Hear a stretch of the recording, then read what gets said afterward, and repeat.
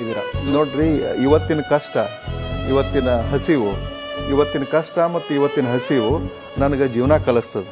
ಇವತ್ತು ಕಷ್ಟ ಐತಿ, ಹಸಿವಿನಿಂದ ಬಳಲಾಕತ್ತೇನಿ ಅಂತ ಹೇಳಿ ಅದಕ್ಕೆ ಬೇರೆ ಥರ ಅದನ್ನು ಭಾವಿಸಬಾರ್ದು. ಯುವಕರಿಗೆ ಹೇಳೋದಿಷ್ಟ, ಯಾರು ಭಾಳಷ್ಟು ಕಷ್ಟಪಡ್ತಾರೋ ಅವ್ರು ಮುಂದೆ ಬರ್ತಾರೆ, ಯಾರು ಕಷ್ಟಪಡೋದಿಲ್ಲ ಅವ್ರು ಮುಂದೆ ಬರೋದಿಲ್ಲ.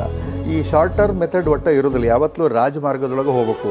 ದೊಡ್ಡ ದೊಡ್ಡ ಊರಿಗೆ ಹೋಗ್ಬೇಕಂದ್ರೆ, ದೊಡ್ಡ ದೊಡ್ಡ ಮಹಲ್ಗಳಿಗೆ ಹೋಗ್ಬೇಕಂದ್ರೆ, ದೊಡ್ಡ ದೊಡ್ಡ ಅರಮನೆಗೆ ಹೋಗ್ಬೇಕಂದ್ರೆ ಅಲ್ಲಿ ಕಂಟಿದಾರಿ ಮುಳ್ದಾರಿ ಇರೋದಿಲ್ಲ.